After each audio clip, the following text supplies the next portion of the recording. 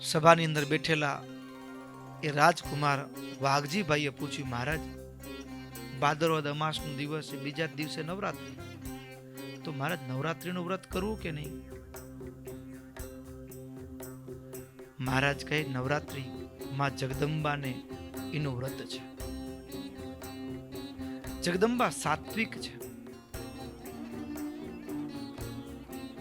એ વાઘજી ભગતે કીધું, મહારાજ પણ આ વ્રતની અંદર અમારે તો પરંપરામાં એવું ચાલ્યું આવે છે, મદિરા અને દેવી માને નૈવેદ્યના રૂપમાં બલિ અર્પણ કરવામાં આવે છે માંસનું. મહારાજ કેમ નહીં? પાર્વતી સાત્વિકી દેવી છે, એને ક્યારે પણ એ મદ્ય કે માંસનું નૈવેદ્ય પાર્વતી દેવી સ્વીકાર કરતા જ નથી. કોઈ પ્રમાણ ખરું કે નથી સ્વીકાર કરતા? ઉલટાનું આવું કર્મ કરનાર ઉપર દેવીમાં કોપાયમાન થાય છે. દેવીમાં કોપાયમાન થાય છે મદ્ય અને માંસનું નૈવેદ્ય અર્પણ કરનાર ઉપર. અને જુઓ ભાગવત, ભાગવતનો પંચમ સ્કંદ. ભરતજીને જ્યારે ભક્તો પેલા જંગલી લોકો એ પોતાના કાર્યની સિદ્ધિ માટે દેવી માની આગળ માનતા કરેલી કે મારું કાર્ય સિદ્ધ થશે તો દેવી માને લીલા નાળિયેરનું, જીવતો માણસ લીલું નાળિયેર કહેવાય, બલિ ચડાવી દે. તંત્ર વિધિના નામે ભક્તો જીવતા માણસની, પશુ પક્ષીનું તો ચડે લીલું નાળિયેર. અને જ્યારે એ જંગલી લોકો જે માણસની બલિ ચડાવવા માટે પકડીને લઈ જતા હતા, એ માણસ જેમ તેમ કરતા છૂટીને ભાગી છૂટ્યો. મારો મોત કોને? મોત પાડે કોઈ ઉભો રહે? ભાગી છૂટ્યો. પછી કીધું, ભાઈ હવે મુહૂર્ત જાય છે, આજુબાજુ તપાસ કરો, કોઈ મળી જાય તો સારું. અને એમાં ભરતજી પકડાઈ ગયા. ભરતજીને લઈ ગયા અને બલિ શિરચ્છેદ કરતા પેલા જમાડે. ભરતજીને હારું લ્યો, કોઈક તો આપણાથી ખુશ થાય છે, આમે શમશાનમાં લાકડામાં બાળી દે એના કરતા આપણા જવાથી આપણું આ શરીર પડે ને કોઈ ખુશ થતો તો લેખે લાગી. એ તો ખુશ, મોજ મસ્તીઓ, મરવાની તો બીક જ નથી. જમાડ્યા, પ્રેમથી જમ્યા, જાણે કે મોત તો છે જ એમ. જે શીરો ને લાપસી જે હતું બધું જમ્યા પ્રેમથી. પણ જ્યાં ભક્તો એ ભરતજીના શિરચ્છેદ કરવા માટે દેવી માની આગળ માથું ધરાવ્યું અને જ્યાં એ હાથમાં ફરસું લઈને કાપવા જાય, તે મૂર્તિમાં જગદંબા પ્રગટ થયા. ભાગવતનો પંચમ સ્કંદ અને લગભગ ભૂલતો નવતો 9મો કે 10મો અધ્યાય છે, વાંચજો. અને દેવીમાં એટલા કોપાયમાન થયા કે મારા નામે તમે આવી રીતે નિર્દોષ ની બલિ ક્યારે ન ચલાવી લઉં. અને જે મારવા માટે આવ્યા હતા ને એને જ દેવીમાં દંડ આપી ઉચાડી દીધા ઠેકાણે. ભક્તો, એ પાર્વતી સાત્વિક દેવી છે અને એને ક્યારે પણ મદ્ય કે માંસનું નૈવેદ્ય અર્પણ ન કરે. જીવ હિંસા ક્યારે નહીં. ભક્તો, મહારાજ આ ભૂમંડળ ઉપર આવ્યા ને ઉત્સવોનું શુદ્ધિકરણ. ઉત્સવોનું શુદ્ધિકરણ એટલે શું? ભક્તો, ચાલી આવતી પરંપરાઓ ઉપર કાળની ધૂળ ચડી જાય. કાળની ધૂળ ચડી જાય. આ મકાન છે ને બધા બારી દરવાજા બંધ હોય, પણ તમે 15 દિવસ પછી ખોલો ને તો છતાં ફ્લોરમાં હાથ મૂકો તો રજ હોય કે ન હોય? હોય. એમ ચાલી આવતી પરંપરાઓ ઉપર કાળની ધૂળ ચડી જાય. મૂળ ઉદ્દેશ્ય જુદો હોય, પછી ધીમે ધીમે આમ થોડું ફ્લેવર એડ થતું જાય, થોડું ઉમેરાતું જાય અને એમ કરતા આખું વિકૃત રૂપ આવી જાય. હવે વાસ્તવમાં આ નવરાત્રી વ્રત એ શક્તિ સંપાદનનું વ્રત છે. અને અત્યારના સમયમાં આ વ્રત ઘણી જગ્યાએ સાત્વિક રીતે પણ ઉજવાય છે. નાની જે દીકરી છે, જગદંબાનું રૂપ કીધું છે, કુમારિકા, તો એની પૂજા અને એ દેવી માની આગળ એ લાપસી આદિ ભોગ્ય પદાર્થો છે જે માને પ્રિય છે, એનું નૈવેદ્ય, એની પૂજા થાય અને પછી એની આરતી કરી અને એ સાક્ષાત જગદંબાના સ્વરૂપ એ નાની દીકરીઓ એ રમતી હોય, જ્યારે આંગણામાં સાક્ષાત દેવી માં પધાર્યા હોય ને એવી અનુભૂતિ થાય. પણ અત્યારે આ યોગના બદલે આ વ્રતનું ભોગમાં ઘણી વખત ઘણા એને ભોગ તરીકે નવરાત્રી આવે તો ઘણા મુહૂર્તે રાજી થાય લ્યો. શું કામ? ભક્તો ક્યાંક આપણી દિશા ભટકતા હોય એવું લાગે. આ 9 દિવસ બ્રહ્મચર્ય પાળવાનું હોય, આ 9 દિવસ પોતાના ઈષ્ટ હોય એની આરાધના કરવાથી ભક્તો આ 9 દિવસ એવા છે ભગવાનમાં જ્ઞાન, શક્તિ, બળ, ઐશ્વર્ય, વીર્ય અને તેજ આ 6 અસાધારણ ગુણો રહ્યા છે. ભગ અસ્ય સ્થિતિ ભગવાન ષડગુણે સંપન્ન છે. એની અંદર આ 6 ગુણોની અંદર પણ ભક્તો જે શક્તિ નામનો ગુણ છે, જ્ઞાન શક્તિ, જ્ઞાનરૂપી ગુણની સંપાદન કરવા માટેનો શ્રેષ્ઠ જો કોઈ સમય હોય તો ધનુર્માસ છે. અને શક્તિ ગુણની ઉપાસના, શક્તિની પ્રાપ્તિ માટેનો કોઈ શ્રેષ્ઠ સમય હોય તો નવરાત્ર વ્રત છે. વર્ષની અંદર 4 નવરાત્ર આવે. આપણે તો 2 નવરાત્રની ઘણે ભાગે ખબર હોય છે. એક આસો મહિનાનું નવરાત્ર હમણાં આવે છે અને બીજું ચૈત્ર નવરાત્ર. ત્રીજું અને ચોથું નવરાત્રની આપણને ખબર નથી. અષાઢ નવરાત્ર અને મહા વસંત નવરાત્ર, 4 નવરાત્ર. 2 ગુપ્ત નવરાત્રી કહેવાય. આ નવરાત્રના સમયની અંદર ભક્તો પ્રારબ્ધ ખૂટતું હોય ને અને આ 9 દિવસ બ્રહ્મચર્ય પાડી અને વ્રત રાખી અને ભજન કર્યું હોય ને, હા, પ્રારબ્ધને થીગડું લાગી જાય.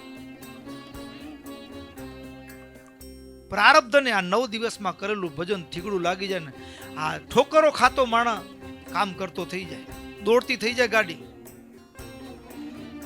આ 9 દિવસ ભક્તો અમને તો એવો વિચાર આવે, ગરબા રમવાનો વિરોધ નથી, પણ ભક્તો મારી તમારી દ્રષ્ટિ કોઈ બેન દીકરીને જોઈને બગડતી હોય, કોઈ બેન દ્રષ્ટિની દીકરી મને કોઈ પુરુષ જુએ અને એના માટે એનું હાથનું લટકું હાથ ફરતો હોય, એના માટે એની ફૂદડી ફરતી હોય ને, તો એનાથી લાભ નથી, નુકસાન છે. આ 9 દિવસ ભક્તો શું કરશું?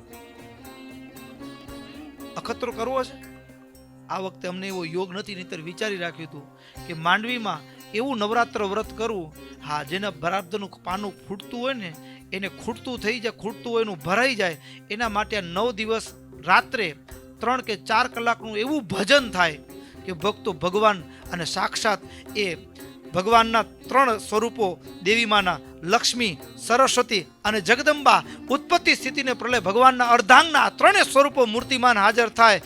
ભણવામાં ડબુ હોય એ દોડતો થઈ જાય અને ધનની ખોટ હોય એ દોડતો થઈ જાય, એને ઘરના તિજોરી ભરાઈ જાય અને જ્યાં ભાગ્યમાં બીજું કંઈ ખૂટતું હોય ત્યાં એ જોગમાયા જગદંબા એ પૂરું કરી દે.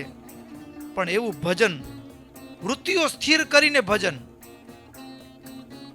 અને અત્યારે દુનિયા એ ઢોલ નગારા ડીજેના તારે વૃત્તિ સ્થિર કરવાની જગ્યાએ વૃત્તિ જગતમાં ઢળી જાય લ્યો.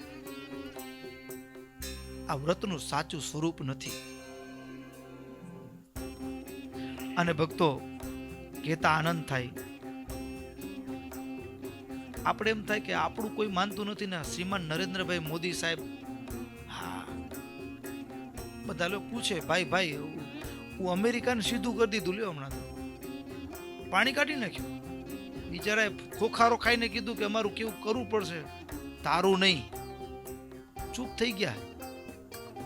પણ આ બધું એની અંદર આટલો આત્મવિશ્વાસ, સામર્થ્ય, તાકાત ક્યાંથી? હા, એ અમેરિકા જાય ત્યારે નવરાત્રીનો સમય ચાલતો તો વ્રત ચાલતું, એલો કેવળ પાણી પીવે. વૃત્તિઓ જ્યાં મારાને વ્રત શા માટે? તો કે મારું ને તમારું મન જગતમાં જાય, મન જગતમાં ન જાય એને મનને સ્થિર કરવા માટે ભોજન ઉપર સંયમ, કે આ 9 દિવસ કેવળ ફળ જમીશ, આ 9 દિવસ કેવળ આટલું કરીશ અને મારું મન સદાકાળ ભગવાનમાં પ્રવૃત્ત રહે. એના માટેની ઉત્તમ દિવસો અને ઉત્તમ સમય હોય તો નવરાત્રી છે. ભક્તો આટલી જે વાત કરીને આ સમય ઉત્તમ છે ને, તરત જ સભામાં બેઠેલા બ્રાહ્મણોએ પકડી લીધો. બ્રાહ્મણોએ પકડી લીધું, મહારાજ હવે અમારો તો વિષય છે કર્મકાંડનો, હવે અમારે પૂજા કરાવવા જાવી પડે ઘણી વખત, તો શું કરવું, પૂજા છોડી દેવી? મારા યજમાનો હોય. મહારાજ કે પૂજા ન છોડવાની, તમારે આજીવિકા વૃત્તિ તોડવી નથી. કદાચ કરવું પડે પૂજન તો પણ કરજો, પણ દેવી માને ક્ષમા પ્રાર્થના કરજો અને એનું પ્રાયશ્ચિત પણ કરી લેવાનું પાછળથી, એવો પણ મહારાજે વિવેક બતાડ્યો. અને એનાથી એ બ્રાહ્મણો આગળ વધ્યા, અટક્યા નહીં. કારણ કે 9 દિવસ છે, આ 9 દિવસમાં કરેલું ભજન ભક્તો આખા 12 મહિના કરી માળા 9 દિવસમાં કરીને હિસાબ થઈ જતો કરવા જેવું કે નહીં? અહીંયા આટા મારવા જઈ એના કરતા ઘરમાં દીવો કરી ઠાકોરજીની આગળ ભગવાનની મૂર્તિ પધરાવી હોય અને જનમંગલના પાઠ તમે એક સાંજે બેસીને એક આસને બેસીને 11 પાઠ કર્યા હોય, 21 પાઠ કર્યા હોય, 51 પાઠ કર્યા હોય અને પછી ઠાકોરજીને એક એક પાઠ પૂરો થાય, ઠાકોરજીના ચરણમાં તુલસી દળ અર્પણ કર્યું હોય, ઠાકોરજીના ચરણમાં એ એક એક ફળ અર્પણ કર્યું હોય અને સવાર પડે અને સવાર ઠાકોરજીના ચરણમાં અર્પણ કરેલું ફળ કે હોય એ કદાચ 1-2 ફળ આપણે પ્રસાદના રૂપમાં સ્વીકાર્યું હોય અને બાકીના ફળ નાના નાના બાળકોને આપ્યા હોય, ગાયને આપ્યું હોય, ગરીબોને આપ્યા હોય, બીજો દિવસ થાય, બીજા દિવસે આવું પૂજન થાય, 9 દિવસ થાય ને ભક્તો, હા કામ બની જાય. આવું કર્યું. એટલે બ્રાહ્મણોએ પૂછ્યું, મહારાજ આ ઉત્તમ સમય છે, એ તો વાત પકડાઈ ગઈ. એટલે તરત જ બ્રાહ્મણો શું કીધું ખબર છે? બ્રાહ્મણોનો પ્રશ્ન જે છે ભક્તો એ અદ્ભુત છે. પ્રશ્ન એવો, મહારાજ કયું ભજન શ્રેષ્ઠ,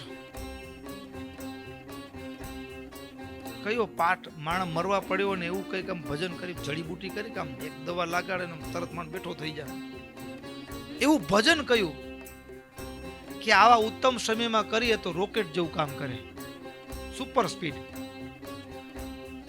બ્રાહ્મણોએ ગજબ કર્યું. નવરાત્રીમાં કરવું શું? એટલે મહારાજે કીધું, શૃણુત બ્રાહ્મણાશ્ચાન્યે સર્વે શૃણવંતુ મદ્વચઃ સ્તોત્રમ શ્રેયસ્કરમ વચ્મી સર્વસ્તોત્ર શિરોમણિમ ભારતે દાન ધર્મેષુ વિષ્ણોર નામ સહસ્ત્રકમ ભીષ્મો યુધિષ્ઠિરમ પ્રાહ જપ્યમ તદિતિ મે મતમ. મહારાજ કે મને કોઈ પૂછે શ્રેષ્ઠ ભજન કયું તો હું તો એમ કહું, મહાભારતમાં જે ભીષ્મ પિતામહે બાણસૈયા ઉપર સૂતા સૂતા એ યુધિષ્ઠિરને સંબોધીને ભગવાનના 1000 નામનો જે એ જ 1000 નામનો જપ કર્યો છે, વિષ્ણુ સહસ્ત્ર નામ શ્રેષ્ઠ, મંત્ર જાપ શ્રેષ્ઠ. પછી ઘણી વખત એવું હોય કે આપણે પેટ દુખતું હોય તો કઈ દવા લેવાની? કર્મમાં ઘણું એવું હોય ને, કોઈને નડતર હોય, કોઈને પછી આમ, તો વળી મહારાજે કીધું કોઈ પણ તકલીફ હોય અને આ 9 દિવસમાં તો કયું ભજન ફટાફટ કામ કરશે? અર્થા સર્વેપી સેત્સ્યંતિ તાવતૈવ દ્વિજોત્તમા તસ્માત સર્વેષુ કાર્યેષુ જપ્યમ એતદ જનૈ સદા. અરે કોઈ મરવા પડ્યો હોય ને એ વિષ્ણુ સહસ્ત્ર નામનો પાઠ કરે તો એની સદગતિ થઈ જાય, એના મહિમાની શું વાત કરવી. અને પછી મહારાજે જે કેટલીક સ્પેશિયલ દવા કેટલાક રોગ માટે, કોઈક ઉપદ્રવ હોય ભૂત પ્રેતાદિકનો, તો શ્રીમદ ભાગવત પ્રોક્તમ નારાયણાત્મકમ કવચમ જપનીયમ સર્વોપદ્રવનાશનમ. આ 9 દિવસ નારાયણ કવચનો પાઠ કરે, જપ કરે તો તમામ પ્રકારના ઉપદ્રવો નાશ થઈ જાય. અને પછી નારાયણ કવચની સાથે સાથે હનુમાનજીના મંત્રનો જાપ કરવાનો પણ બીજું ઓપ્શન મહારાજે આપ્યું છે. એટલે આ 9 દિવસ દરમિયાન નવરાત્રિ વ્રત કેવી રીતે ઉજવવું? ભગવાનના ભજનથી યુક્ત આ વ્રત હોવું જોઈએ. મારું તમારું મન ભગવાન બ્રહ્મચર્ય વૃત્તિ સ્થિર થવી જોઈએ, વૃત્તિ જગતમાં જાવી જોઈએ નહીં, તો એ વ્રત સાચું